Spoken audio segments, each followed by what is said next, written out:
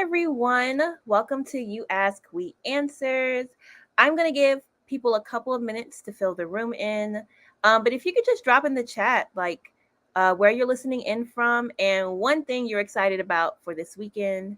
I know for me, I just finished off my semester, so I'm going to be asleep the entire day tomorrow and the entire day Sunday because I really need to catch up on rest. And also, if everybody could just like share out to your friends and family, and so we can fill the room up. But yeah, if you could just drop in the comments where you're listening in from and one thing you're looking forward to for this weekend. And while we wait for people to come on into the room, I would like to give a few campaign updates and organization updates. So, one, please donate to our We Love Her campaign in honor of Black Women's History Month. And if you want to find more information, please visit our website, www.womenengage.org.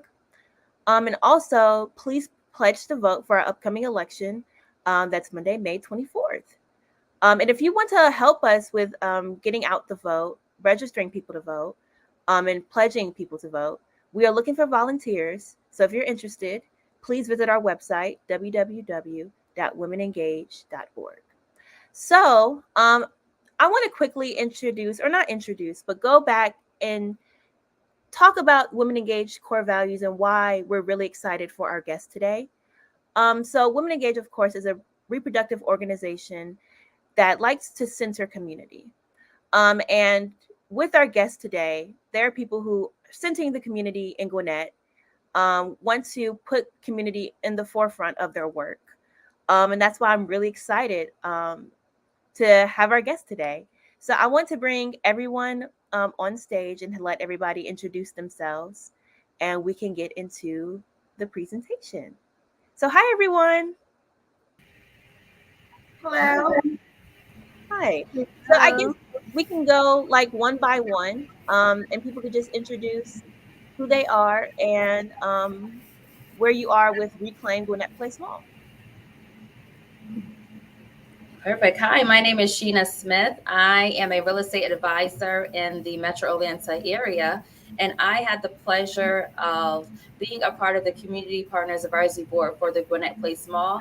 I also live, work, and play here, so I had the opportunity to help strategically put in place or give ideas as to what the mall site should be like, how we can reimagine it, and what they should do with the site for the community going forward.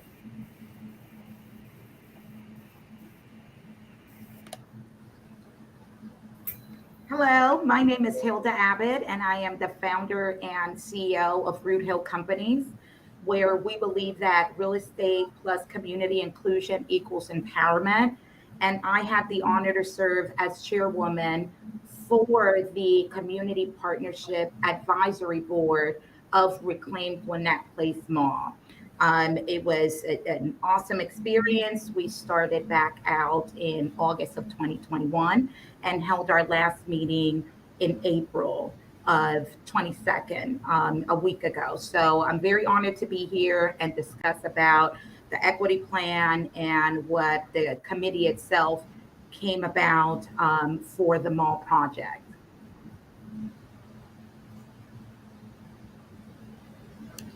Hi. Hi, my name is Miriam, and I am the Community Engagement Associate for the Reclaim Gwinnett Place Mall effort. I work with HRNA, but I've been working in Gwinnett, just learning about the community, and then just trying to get everybody's voice uplifted for the plan. Hi, everybody. My name is Eri Furusawa. I'm also a project manager at HRNA Advisors, and I've had the immense honor of working alongside Sheena and Hilda, as well as members of the county team to support the Reclaim Gwinnett Place Mall effort over the past year now. And I'm also really appreciative of Women Engaged for having sharing this platform with us and making sure that more folks are able to tune into this session. So thanks for having us. Awesome. Thank you guys so much for introducing yourselves. I'm very excited about this conversation. As someone who grew up in Gwinnett, went to school in Gwinnett, I'm very excited. And yeah, so I know we have a quick presentation because I know people are wondering, like, what is Reclaim Gwinnett Place Mall? So I would love to dive into that now. So yeah.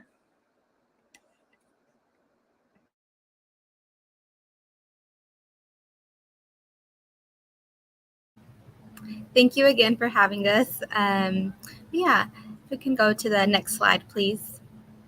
So basically, Reclaim Gwinnett Place Mall is an ongoing effort that is being headed by the Gwinnett County, but they're focusing on centering it on the community to really develop this mall site and transform it into a unique regional destination. Um, Everybody who is a Gwinnetian knows that this Gwinnett is diverse, and this area especially is very diverse. So this redevelopment process, the county really wants to make sure that they're doing it the right way, and that's starting off with this equitable plan. And this document will serve the ongoing redevelopment process for this site. Next slide. So the vision for the mall site was created by our fellow CPAP Community Partner Advisory Board, which Ms. Sheena and Ms. Hilda serve on, and Ms. Hilda is actually the chair. But these three statements really just distill and depict the the vision for this effort. So the Gwinnett Place Mall lies at the heart of Gwinnett, with a diverse set of entrepreneurs, customers, and neighbors that must be reflected in its redevelopment. It will be a dynamic and innovative destination that celebrates Gwinnett's diverse communities, reflects community needs, and creates economic opportunity for the surrounding community. Finally, through the equitable redevelopment plan and subsequent implementation actions, the county will achieve these goals and set a national precedent around equitable economic redevelopment. Next slide. So now I'm going to dig into briefly the planning process of this effort. One big important key was the Community Partner Advisory Board, which I have mentioned Ms. Sheena and Ms. Hilda, serve on. So we identified this diverse group of community leaders, residents, and business owners on purpose to reflect the community of Gwinnett. They were instrumental in just the development of the plan, identifying, the needs of the community, and really just helping uplift what needed to be included to the county. So they guided engagement activities, served as ambassadors to their communities, and identified priorities for the final equitable redevelopment plan. Next slide, please. Then another big piece are our outreach partners, which we identified 3, and they conducted targeted outreach to ensure representation from communities around the mall. We have Trinity Outreach, which is a Gwinnett community staple, and they help. Well, sorry, I'm gonna look at my notes. But their mission is to alleviate the cycle of poverty and help people become self-sufficient through education, services, and advocacy. The director is Ms. Sylvia Hernandez, and we worked directly with her, and she was very helpful in this whole process. So if y'all have a moment, check out their website. And then the second outreach partner is Latin American Association. I think they're a pillar of in Georgia. So I just know I've seen that name everywhere, but they also have a Gwinnett Outreach Center. The services that they offer include family well-being, such as benefits enrollment, food provision, and immigration legal services. And we work directly with Ms. Odile Mendez, who's the manager at the Gwinnett Outreach Center, and also Elizabeth Sanchez, who is the SNAP Outreach Coordinator. And then finally, we have Asian Americans Advancing Justice, Atlanta. We work directly with Joe Manrique, who is a community organizer for them. And they are the first and only nonprofit legal advocacy organization dedicated to protecting the civil rights of Asian Americans, Native Hawaiians, and Pacific Islanders in Georgia. So thank you to these three. They helped us with the questionnaire, canvassing, and of course our big outreach in-person events like the block party, which we'll get into a little bit later. Next slide, please. And this is just kind of an overall short summary of what the engagement has been like. We've been able to reach more than 2,000 community members to help shape the future of the Gwinnett Place Mall site. We had a total of 8 CPAP meetings, which is our Community Partner Advisory Board. Those were both virtual and in person. Then we had our 2 big in-person events where we activated the mall site. We were actually located on the parking lot that the county owns. So we had the open house back in September, I believe. We had 102 attendees. Then we had the block party earlier this month, which was a lot of fun. Thank you to everybody who came to that.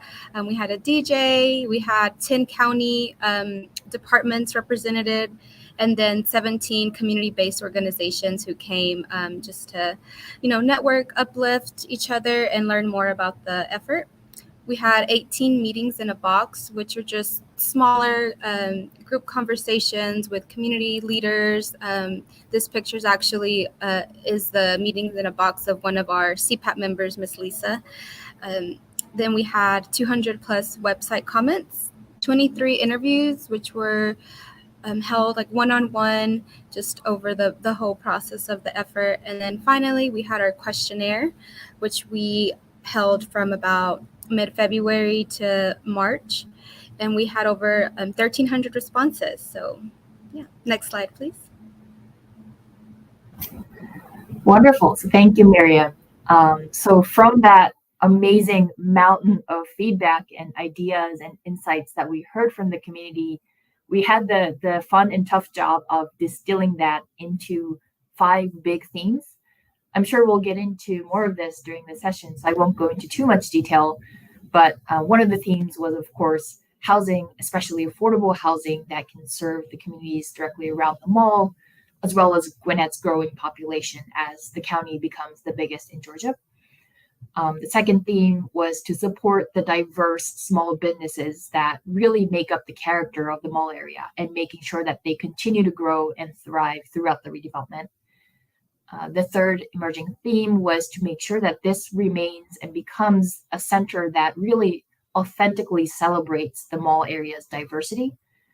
We've heard from folks about great ideas, ranging from making this an arts installation, a performance center, a big open lawn where people can go to events, a lot of ideas for really celebrating the authenticity of Gwinnett. Another big theme that emerged was to make sure that this becomes a center of equitable service access, and including the organizations that Miriam just mentioned. There's a lot of organizations who are already active in the mall area and serving their diverse constituents. And there are a lot of county efforts as well to provide services, including senior services, access to healthcare. They're doing a lot of great work with the one-stop shops. So we want to make sure that given the huge site and the accessibility in its central location in the county, can this be reimagined as a place where all Gwinnettians who need access to neighborhood services can come here and get what they need? And of course, the final theme that emerged was jobs, and this including making sure that this mall redevelopment creates good jobs that pay well enough for people who live around the mall to support their families, making sure that people gain access to skills and training that supports them to gain well-paying jobs, things like that that can support Gwinnettians around the mall for decades to come. Next slide, please. So this is our final slide, and we'll get into the fun discussion today. But where we are in the process quickly is that, as Miriam mentioned, we've done a series of engagement events starting last September, and we're collecting, synthesizing, and consolidating that information into a series of concrete recommendations for the county, which will then compile into the equitable redevelopment plan. So we're just at that point of drafting and refining the recommendations with guidance from the county. and we'll be presenting that draft recommendations to the county's Board of Commissioners in mid-May. So be on the lookout for the draft plan, and of course it'll be translated for public review later in May. So please stay tuned, and I'll turn it back to Zoe. Awesome. Thank you so much for that. It was very thorough. That's one thing I love is I need all the details, and that was amazing. So I kind of want to quickly get into the questions. So the first question I have is, why do you guys think equity is important for the Gwinnett Place Mall site? I think equity is a huge thing for the Gwinnett Place Mall site. A lot of things has been happening in Georgia. There's been an influx of people. There's been a lot of changes happening in the Metro Atlanta area, such as companies and big corporations coming in and buying up things. And what that does is that takes away some of the opportunity for some of the smaller people, some of the local people, some of the community owners to be able to build generational wealth or to be able to create a legacy for their family because they don't have the resources or the opportunity to do so because they're being bought out and so forth. And so equity is going to be a huge thing with Gwinnett, ensuring that they're giving those small local businesses and the surrounding people the resources and tools that they need to actually be on the same playing field as some of these bigger organizations and corporations, and ensuring that that allows us to also be able to tap into that generational wealth and so forth. So equity, making sure that we all have a fair amount of resources, providing us with those resources, and the mall has to ensure that they're including that local community so that we all have a fair playing field, but that we all can also engage and reap the benefits from it. Thank you for that. Does anybody want to add to that? Well, I want to add to Sheena's comment. Um, Being a small business owner here in Gwinnett, I am 5 minutes away from the mall. I live here in Gwinnett. Most of our realtors also reside in Gwinnett. And seeing that the equity and inclusion is a big driver and the vision for Chairwoman Nicole is something very dear to me because on the personal side, it will affect me um, based on the proximity of where my business is. So having the community be a big voice in what's going to be done at the mall site is something that is very much needed. To add to what Sheena just explained, it's very diverse down the corridor, a lot of small businesses. And the icon of Gwinnett County, we are a kaleidoscope. And having the opportunity, if it's not only economically, because there are big companies looking at what's going on here in Gwinnett, that we do have an advantage of having the small businesses and the residents that live here, if they don't have the economic advantage, that they are still heard and present within the redevelopment site.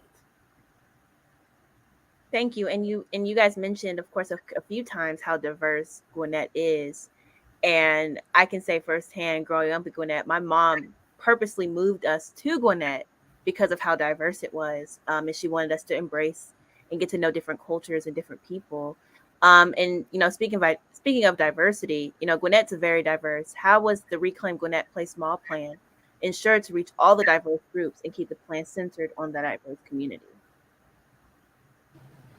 Yeah, I think I mentioned it a little bit during the PowerPoint, but this is just my personal experience. But Gwinnett County has really ensured to keep this community centered, and of course that reflects the diverse community.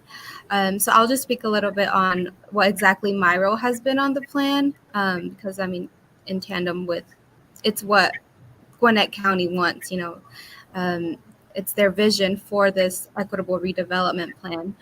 So just a couple of things that we've done with the outreach partners, and then of course doing our due diligence to have this plan and the planning process accessible to all the different communities. Just one thing is, at our major in-person events, we made sure to have translators. We worked with CPACs and Student Translate, which are both Gwinnett community-based organizations.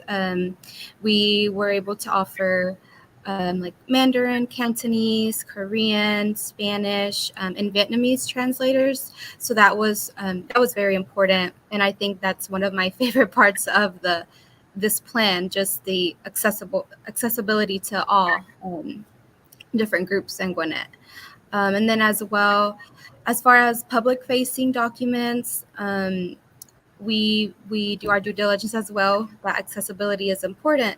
So we were able to offer, for example, our meetings in a box packets that we gave to the community for them to use. Those were offered in 6 languages, including English. So it was Spanish, English, Vietnamese, Korean, and then simplified and traditional Chinese. So I thought that was very important.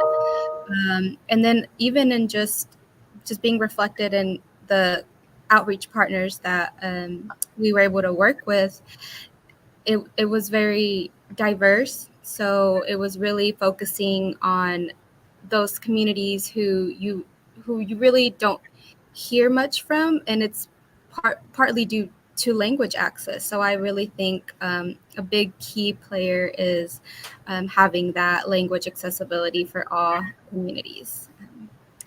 Yeah. Thank you. And I think Miriam did a great recap.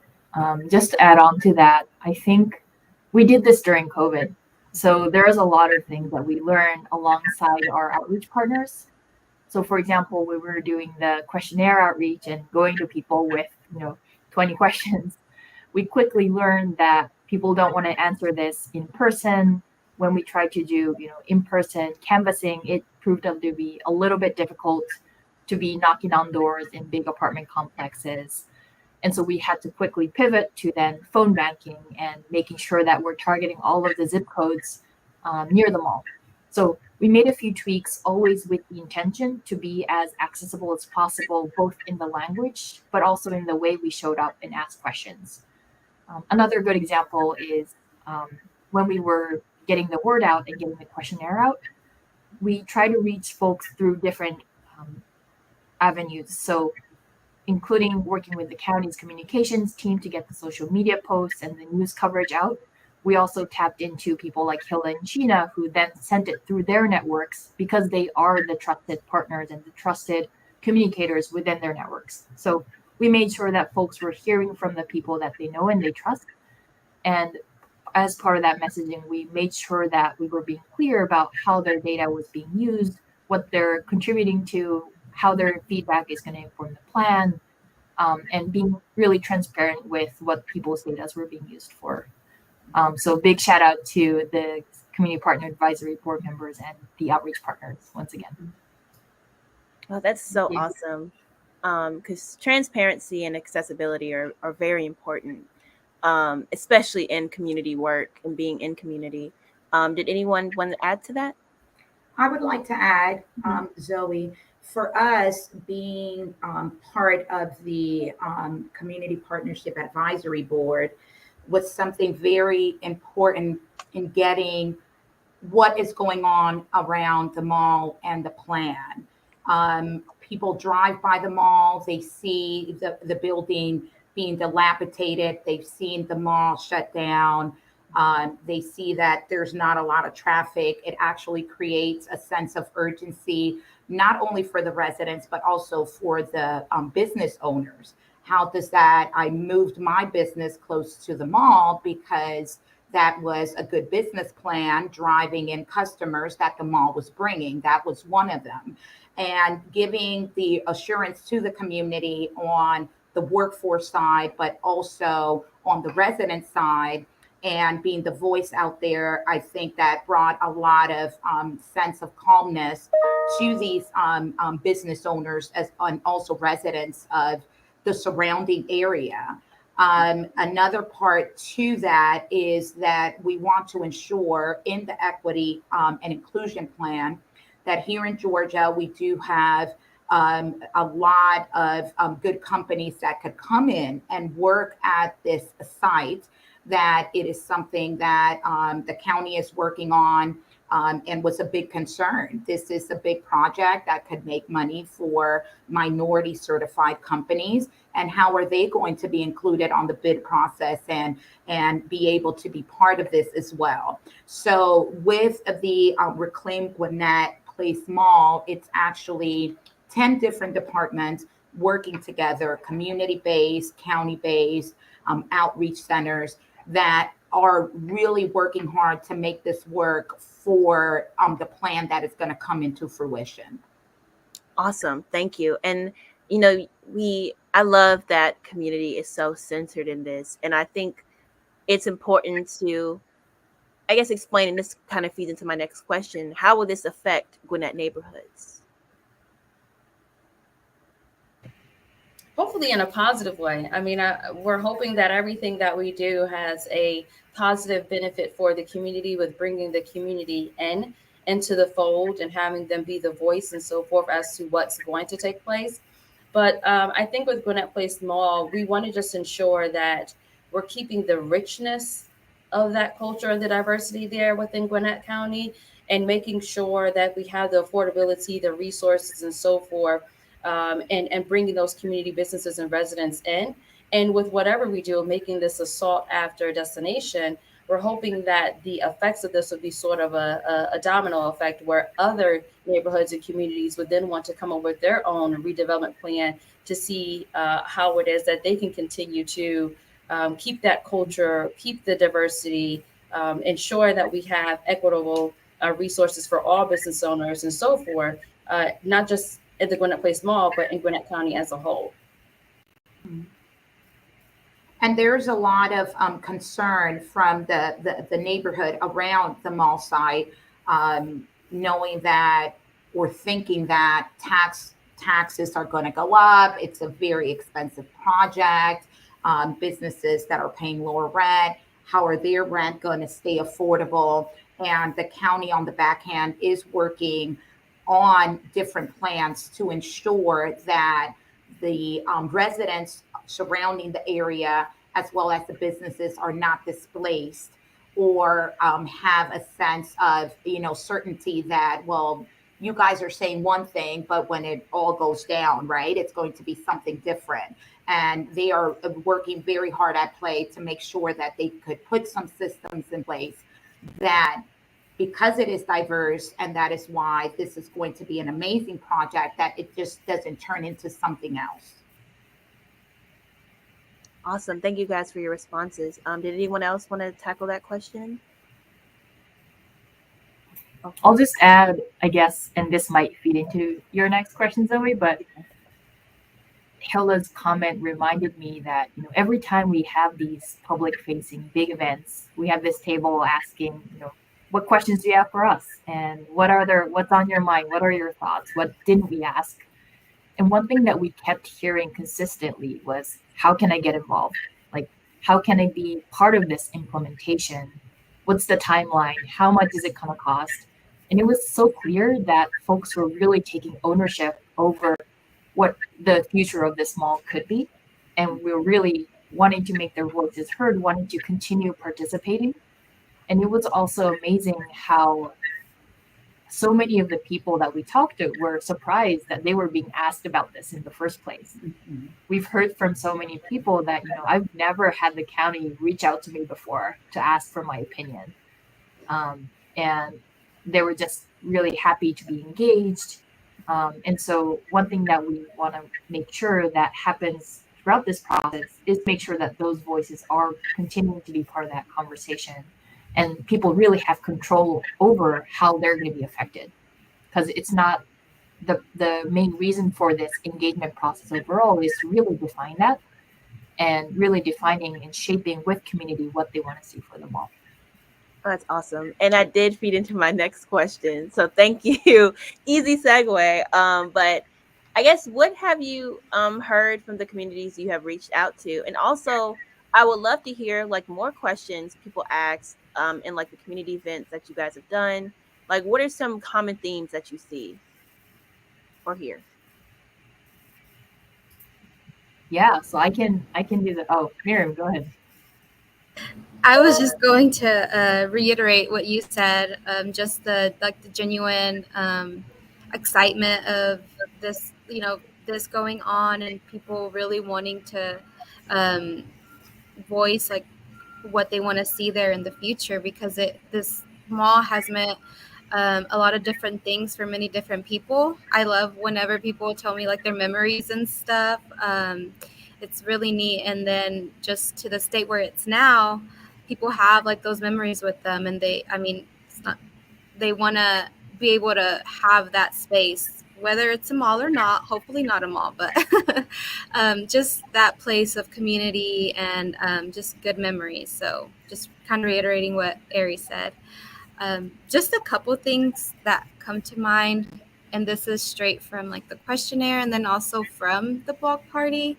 I think affordable housing, I think that's a major like tell-all, kind of something that's affecting everybody in the country. I think that one's for sure. I think another one is just jobs. Just from the questionnaire that we ran, a lot of respondents um, reported that their main barrier to having um, quality paying jobs in the area is that there's a lack of those jobs there, and even transit or availability to be able to maybe travel somewhere, public transit for better paying jobs. That's kind of what's jumping up to me right now. Gary, if you want to add any other ones. Yeah, I'm happy to add, and I'm also curious to hear from Sheena and Hilda about what you've heard from the people that you've talked about this. I'll just add that for the neighborhood services, I was talking with members of our community outreach partners, and they were talking about, they have an office pretty much close to the mall, and they have a presence there. They offer a lot of services there, but one of the barriers was actually getting folks who don't own cars for them to access their offices in order to get support and the programs and the things that they need. So transit, just reiterating that, both in the sense that, we want to make sure this mall is accessible from people across the region, across Gwinnett, but also within the mall site, how can we make it a place where people who don't own cars, who prefer to walk or bike, can get around easily? Because it's a huge site. If you've been there, you will know. Like, you will not be able to go around the mall site without a car.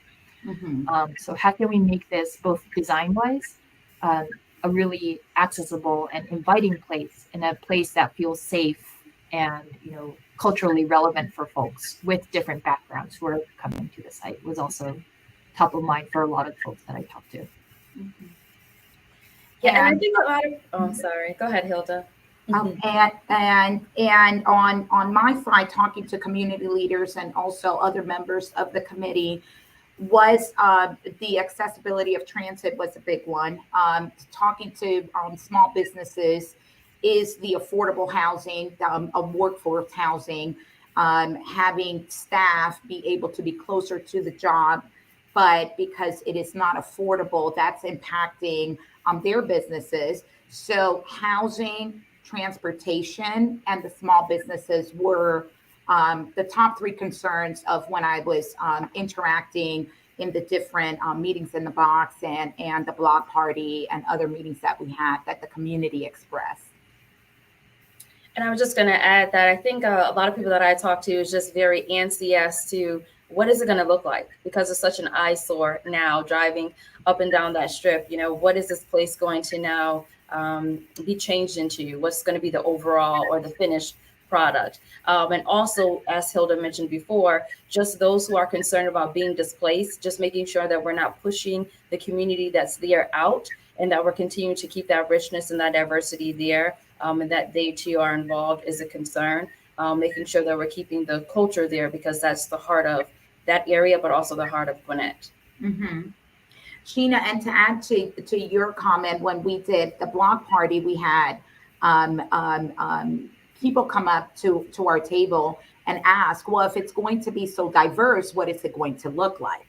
Exactly. So it goes back to the aesthetics. What is this place going to look like? Is it going to have a whole bunch of signs with all different languages on it. So the interpretation of the inclusion and the equitable component is something that people are very skeptical if that's going to play a lot into what the actual structure is going to look like.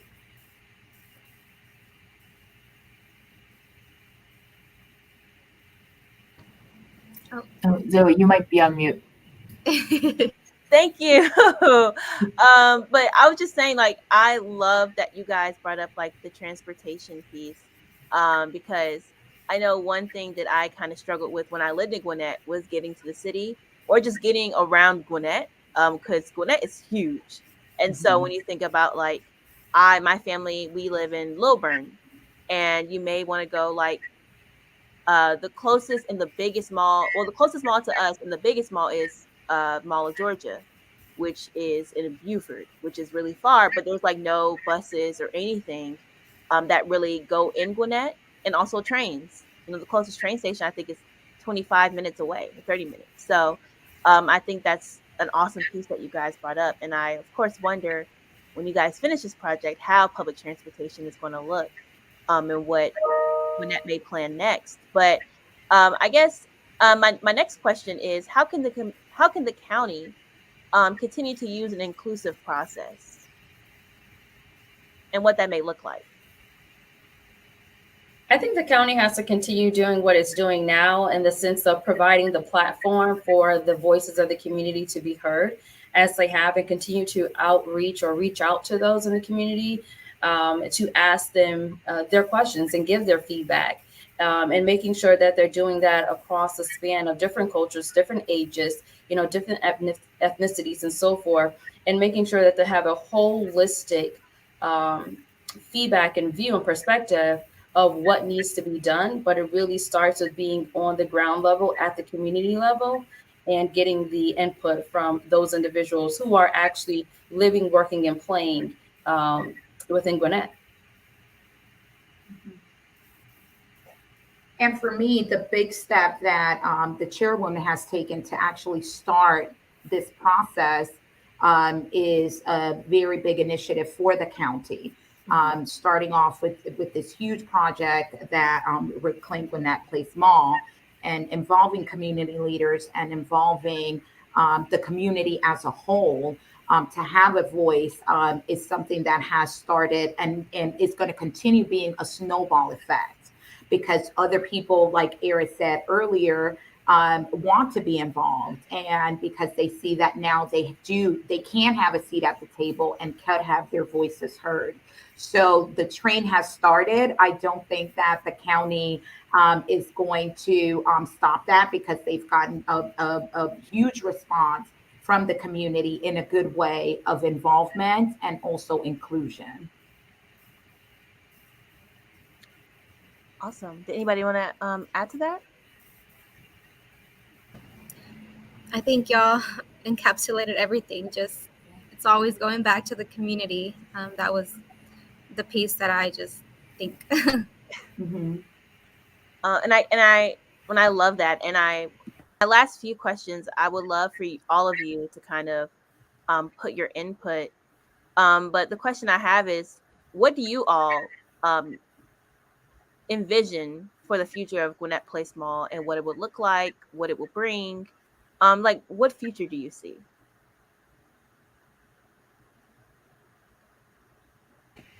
That's a tough one. I just feel like there's so much that can happen. There's so much that's happening, around Georgia as a whole, with different projects and whatnot. And we want it to be something different. So in my mind, I think in order for us to be different and also just encompass everyone, intergenerational, age-wise and so forth, and also to move along with the times, as a lot of things have happened with the pandemic. A lot of things we realize we no longer need or are no longer important.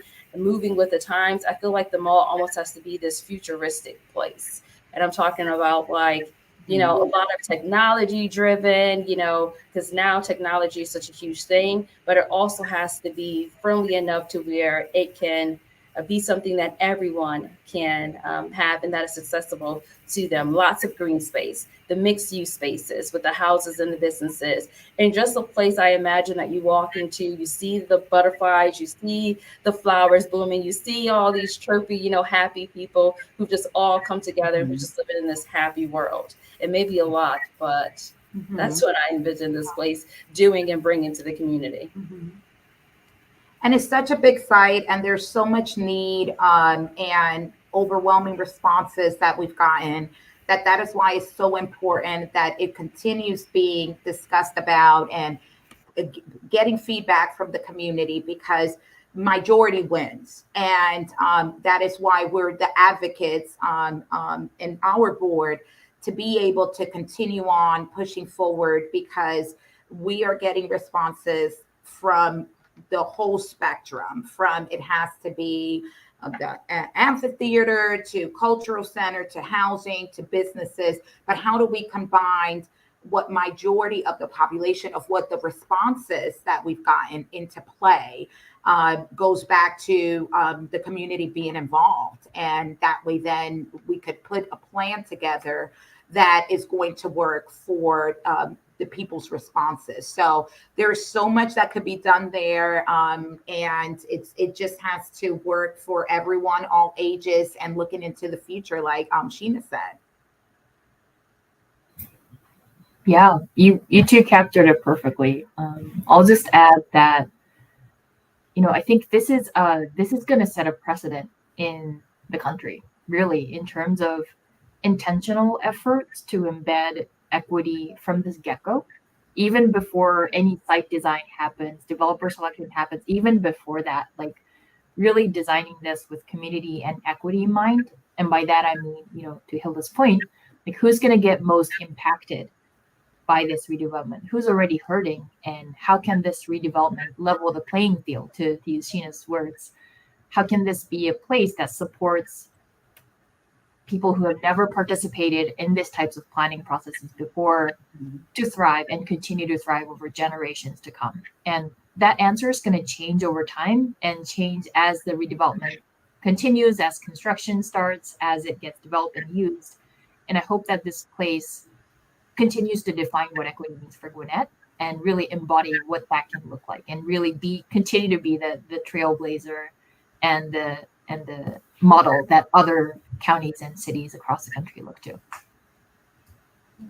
Yeah, and then just my last 2 cents, of course, reiterate everything that you all have said, but I guess in the physical sense, like instead of a sea of concrete asphalt parking lot, like just grass or maybe a little pond or something. But no, I really do think it's exciting to see and to be able to work on this plan, just for a local government who, of course, population, like it's growing everywhere. People are getting displaced, pushed out, but for, Gwinnett to just really want to do it the right way, and nobody knows what it looks like, because again, it's constantly changing, and you really have to be diligent if you want to help the whole array of different people in the community. So basically, I really do like what Ari said of like setting the precedent, and then just showing other local governments you can work in keeping and preserving the communities that you've had, but also you can remain dynamic with any like growth fluctuations, economic fluctuations. But it's going to take that extra step, but at the end it'll be worth it. Just overall quality of life, that's what I envision for this site in Gwinnett too. But those were such beautiful answers. Thank you guys so much for that. And the last question I have for you all before we get into our self-care portion is, why are you doing this project, and what connection do you have to it? And I want all of you guys to answer this, because I'm very excited about this question. But yeah. I could start. For me, it's very dear to my heart. Like I said in the introduction, my corporate office is 5 minutes away from the mall. We go there often for lunch or dinner. I deal with a lot of small businesses that I've helped lease property there, or they've bought buildings there. And it's something that when the opportunity came and was presented to me, I felt very honored, because I do see throughout the years how being in real estate, this property is going down, as we just say vaguely, and being part of it is something that, on the personal side, but also talking on the business side, how is this going to affect me? And these are questions that when we talk to other people, we have to also put ourselves in the other shoes. We could be advocate of it, but if it's not affecting us, how can we actually keep the movement forward? I am not originally from Georgia. I'm a transplant here, as probably many Georgians are nowadays. And so, similar to Zoe earlier on, when we were looking for a place to live and to raise our family, diversity was a huge thing. And there was no other place in Georgia that we could have thought of than Gwinnett County. It basically checked off all the boxes for us. And so that's why we're here. And I work in Gwinnett County as well. I happened to attend one of the meeting in the box early on that the county had put on. And from there, I got the opportunity to be a part of the advisory board meeting. And it was such an honor and pleasure to do so. And so for me, it's just really personal in the sense of being able to be a part of something big, being able to be a part of something that's bigger than me, being able to be a part of change and having a say and voice in that is something that I always would like to do, and will be a part of, especially if I can be a voice to the voiceless in the community. And so that's why I do it and continue to show up and be involved and participate in any way that I possibly can, because it's needed. We have to be out there, and not everyone knows about it. So if I can be that vessel for people to give them that information and then to help bring that feedback back and see, it change based off of what they said, I'm going to always do that and be an advocate for the community and just my people in general. And can I just, in 1 second, Sheena, you being a real estate advisor, how do you feel when you talk about the mall project and being part of our advisory board? I feel so proud. I'm like, you guys have no idea the platform that I am on now, the opportunity that I have. Let me tell you why you need to be in Gwinnett is definitely one of the biggest selling points for me, as a whole, for Gwinnett County, as to why you need to also live, work here, invest in here. And so Gwinnett is always at the top of my list. So anywhere that I can plug it in, I do as a real estate advisor. That was beautiful. I'll keep mine quick. This project actually was my introduction to Gwinnett County. As a consultant at HRNA, I worked across the country in supporting cities and counties conduct community engagement to inform policy. So I was introduced to Gwinnett in this project last year, and immediately it was so obvious the strength of leadership, both at the government level and at the community level, about the dedication to making sure that equity is central, was just a no-brainer for me. I just wanted to see how to witness and be part of how equity can be part of a tangible planning process for a specific site that's going to have impacts across decades. And this is why I get up in the morning. This was, obviously a calling. And throughout the year that I've been part of this, it's just been made clearer and clearer about the dedication and the amount of strength and the leaders that, you see on the screen today bring to the table. So it's just been a real personal and professional honor. Yeah. And for me, I began working on this project like mid-February. So a little, but I came in as a community engagement associate. I have a community organizing background back in Arkansas. So I go to school here at Georgia Tech right now, and I'm doing my master's in urban planning. So I liked how, as I'm doing my studies, I'm able to kind of like revisit my old love. Well, it's still my love of community organizing, and then pair it with like the career I want for myself, which is solving these difficult problems that are facing our communities nowadays through planning. So I'm actually based in Atlanta, but like a 30-minute drive from Gwinnett, and I'm learning a lot. And again, I'm excited to just see how, like Ari said, just equity can be part, or it should be first part of like any planning process conversation, especially with how diverse communities everywhere are. So a great learning experience for me. Gwinnett is on my list now to maybe move after graduating. So yeah. Those are awesome answers. Thank you guys so much for that. And I guess now, we're talking about, working in the community, working to take care of our families, and we're in the midst of a pandemic because it still exists. What are some of the things that you guys do to take care of yourself? Whatever is necessary. We play many hats as women. If you have family, our job, different roles, like you just mentioned. And I think, for self care, I just made it a point this year to be intentional with my self care. And that can just range from taking a nap. Hey guys, I need a nap. Don't bother me for the next 30 minutes to an hour. But I try to pencil in time for myself, whether that's getting a massage, going out and treating myself to a lunch, or whatever the case may be, but just being intentional in my efforts to make sure that I'm doing things to ground myself and also to just keep my sanity. As you said, we've been experiencing a heck of the last 2 years. So just trying to get back to some normalcy, but making sure I'm being intentional with taking care of myself.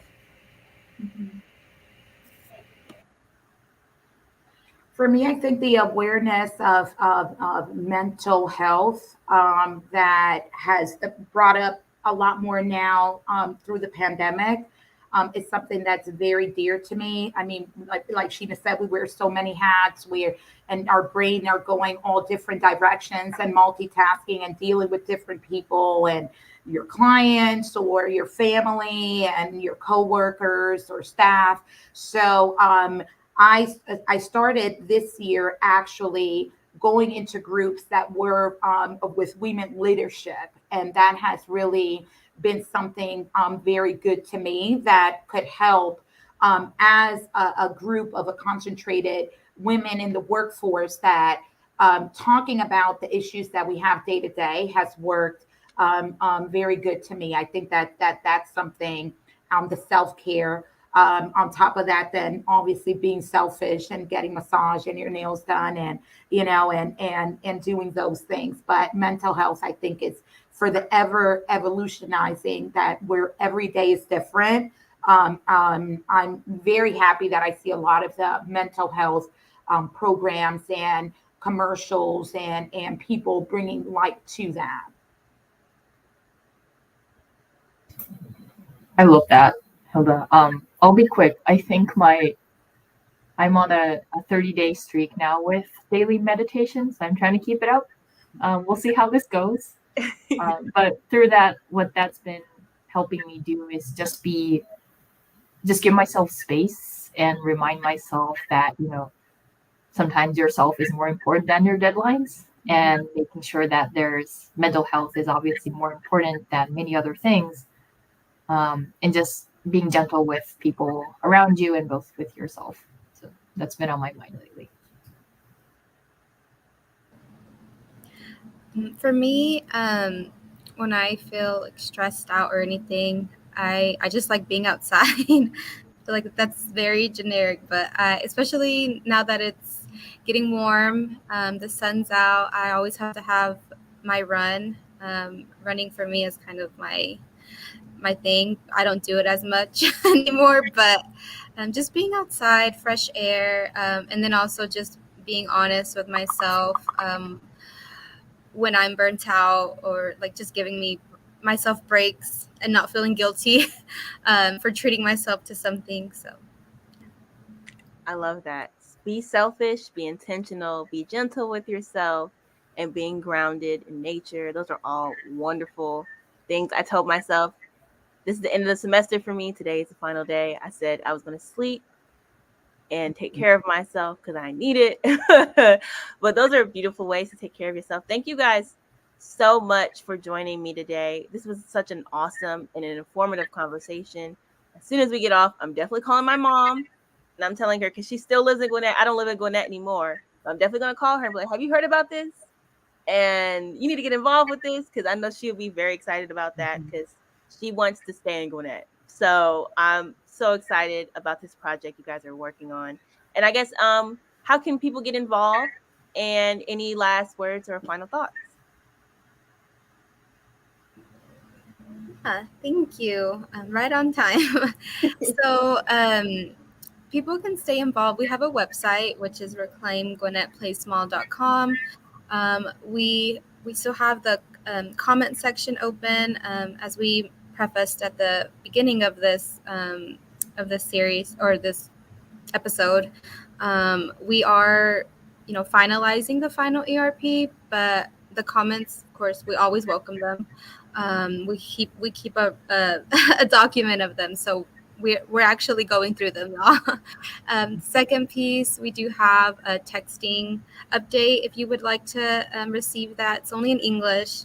And then lastly, just spread the word. Just like what you said, Zoe, call your mom up, call your friends, just tell them about this. Yeah, it's an exciting thing, just centered on community and equity, and it's very important. And hopefully, the rest of the nation follows suit, because that's how development should be. It should be planned for people, not for cars or anything. Or I love that. Yes, plan for people.